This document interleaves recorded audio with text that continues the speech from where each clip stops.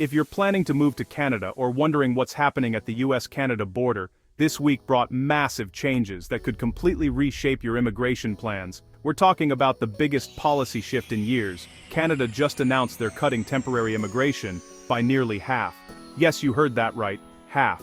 At the same time, they're rolling out the red carpet for American H-1B visa holders with a brand new fast-track program. And if you're an international student, well, you need to hear this, because the landscape just changed dramatically. Whether you're currently in the US on a work visa, thinking about studying in Canada, or planning your permanent move north, the decisions announced this week will directly impact your future. Some doors are closing, but others are opening wider than ever before.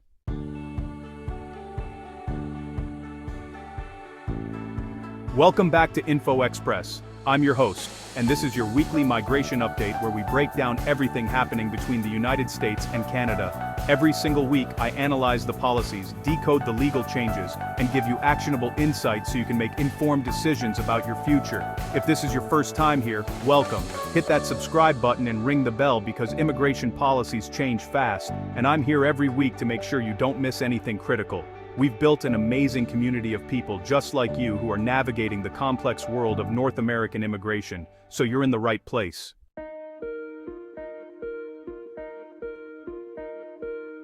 Alright, let's dive into the biggest story of the week, and trust me, this is huge. On November 4th, the Canadian government released its immigration levels plan for 2026 through 2028 as part of the federal budget. This is the roadmap that determines how many people will be allowed into Canada and through which pathways. Let me break down the numbers for you because they tell a really important story. First, permanent residents. Canada will accept 380,000 permanent residents per year for each of the next 3 years, 2026, 2027, and 2028. Now, this is down from 395,000 in 2025. So, we're talking about a decrease of 15,000 spots. It's not a massive cut for permanent residents, but it's still significant when you consider how competitive these spots already are. But here's where the story gets really dramatic. Temporary residents, and this includes temporary foreign workers, international students, and other temporary visa holders, are being slashed by 43%. Let me say that again. 43%. We're talking about a drop from approximately 674,000 temporary residents in 2025 down to just 385,000 in 2026. That's nearly 300,000 fewer spots. For 2027 and 2028, temporary admissions will drop even further to 370,000 per year. This is a massive reduction, and it's going to change the game for anyone planning to come to Canada temporarily.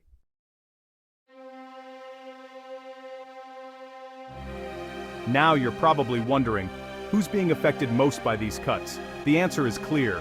International students. International student admissions are being cut in half from 2025 levels. We're looking at around 150,000 international student admissions per year over the next 3 years. If you remember, just a couple of years ago during the post-pandemic period, Canada was welcoming record numbers of international students. We're talking hundreds of thousands more than what's being planned now. What does this mean practically? It means competition for student visas is going to be absolutely fierce. Universities will be more selective, visa officers will have higher standards, and the bar for approval is rising.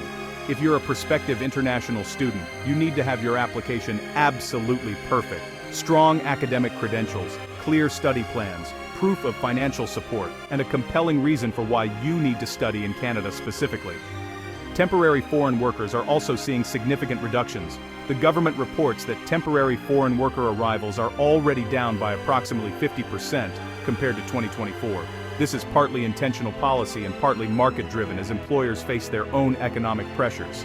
And asylum claims, they're down by 1/3. The government is making it clear that they're tightening up across the board when it comes to temporary pathways into Canada. So why is this happening? Well, there are several factors. Public opinion in Canada has shifted significantly over the past year. Housing affordability has become a crisis in major cities like Toronto, Vancouver, and Montreal. There's been political pressure to slow immigration to allow infrastructure and housing supply to catch up. And frankly, the post-pandemic surge in immigration created strains that the government is now trying to address.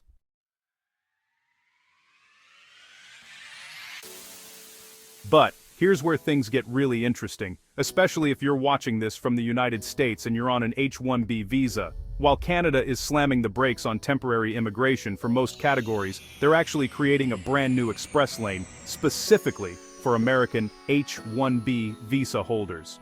This is one of the most strategic moves I've seen in immigration policy in a long time. The Canadian government is proposing a new accelerated pathway designed specifically for people working in the United States on H-1B visas. These are workers in specialized occupations, and the government is particularly interested in technology sector workers, engineers, data scientists, software developers, and other high-skilled professionals. Now, why is Canada doing this right now? The timing is everything. Earlier this fall, the Trump administration imposed a $100,000 fee on employers applying for H-1B visas. $100,000. That's not a typo. This fee has created massive uncertainty in the U.S. tech sector and among H-1B holders who are wondering about their long-term future in the United States. Canada is essentially saying, your loss is our gain. They're positioning themselves as the stable, welcoming alternative for exactly the type of skilled workers that the U.S. might be pushing away with these new fees and restrictions. If you're an H-1B holder watching this, pay close attention. Canada wants you. They're not just accepting applications, they're actively recruiting you. This accelerated pathway means faster processing, clearer requirements, and a government that's genuinely interested in making your transition as smooth as possible. And let's be real, Canada's tech sector is booming. Cities like Toronto, Vancouver, Montreal, and Waterloo have thriving tech ecosystems. Companies like Shopify, Slack, and countless startups are based in Canada. The salaries might be slightly lower than Silicon Valley, but when you factor in universal healthcare, lower cost of living in most cities, and a clear path to permanent residency and citizenship, the math starts to look pretty attractive. The key here is that this isn't just a work permit, this is designed to be a pathway to permanence. Canada understands that skilled workers want stability, and they're offering it.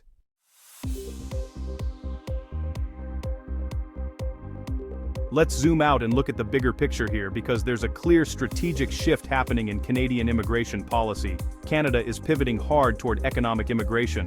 By 2027 and 2028, economic category admissions will account for 64% of all permanent resident admissions. That's up from 59% in 2025. This might not sound like a huge jump, but in immigration policy terms, this is significant. So, what is economic immigration? These are programs like Express Entry, provincial nominee programs, and other pathways designed to bring in people with specific skills that Canada's economy needs. We're talking about healthcare workers, skilled tradespeople, technology professionals, engineers, and other in-demand occupations. The government is being very explicit about which sectors they're prioritizing. Healthcare and skilled trades are at the top of the list.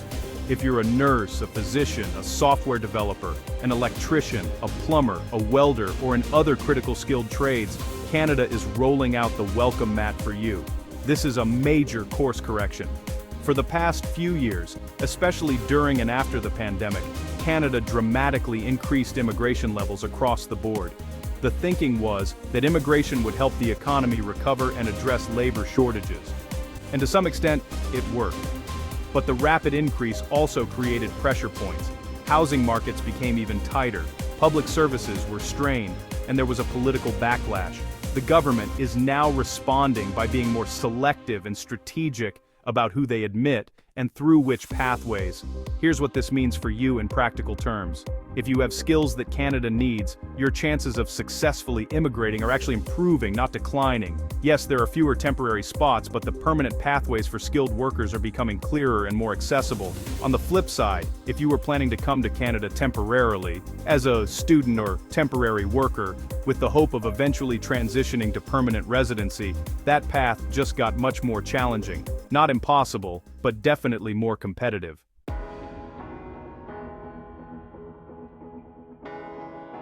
Let me quickly break down what these changes mean for different groups of people. If you're an international student, competition is intensifying. Make sure your application is flawless. Consider less popular provinces or institutions to improve your odds, and have a genuine study plan that can withstand scrutiny. If you're an H-1B visa holder in the US, this is potentially your golden opportunity.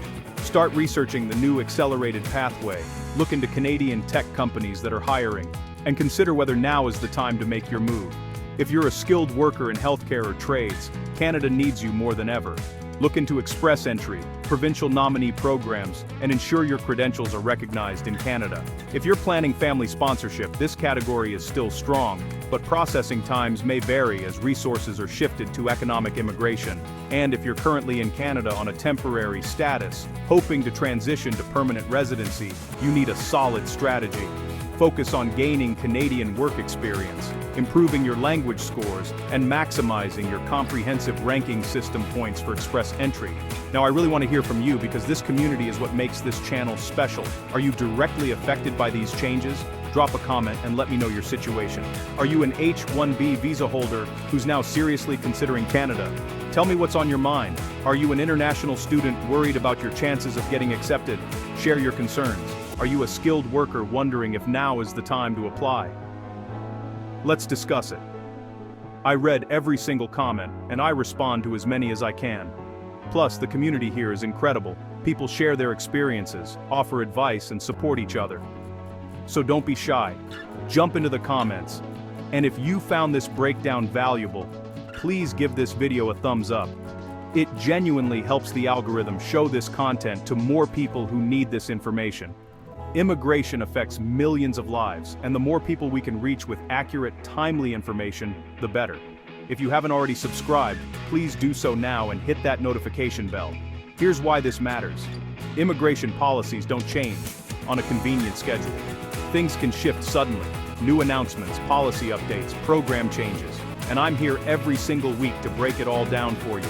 When you subscribe with notifications on, you'll never miss critical updates that could affect your plans. And if you're new here, I've got tons of content to help you. I've done deep dives on the express entry system, compared different provincial nominee programs, broken down the point system, analyzed processing times, and covered so much more.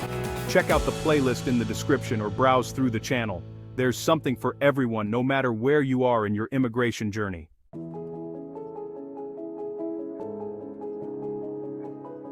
All right, let's wrap up everything we've covered in this week's US-Canada migration news because there's been a lot to digest. Number 1, Canada announced its immigration levels plan for 2026 through 2028. Permanent resident admissions are holding relatively steady at 380,000 per year, but temporary resident admissions are being cut by 43%, dropping from about 674,000 to 385,000. Number 2.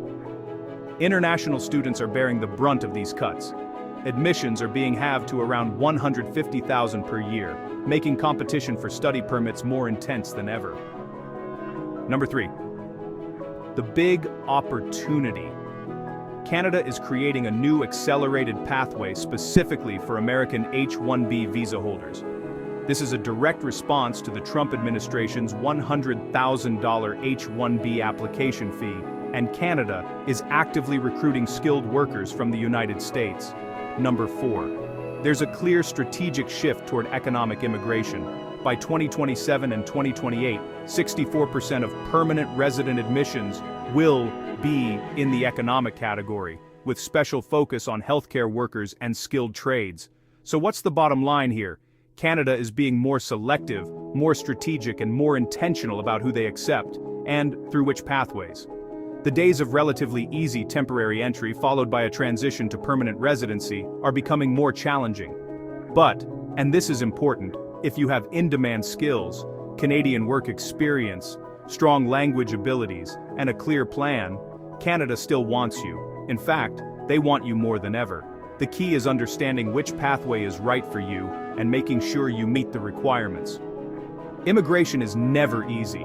It requires planning, patience, and persistence. But it's absolutely achievable if you approach it strategically. That's why I'm here every week, to give you the information you need to make smart decisions about your future. My advice? Don't panic about these changes. Instead, use this information to refine your strategy. If you're a student, make your application stronger. If you're an H-1B holder, explore the new pathway. If you're a skilled worker, focus on maximizing your points and gaining the experience Canada values. The immigration landscape is always changing, but that also means there are always new opportunities. Stay informed, stay prepared, and stay focused on your goals.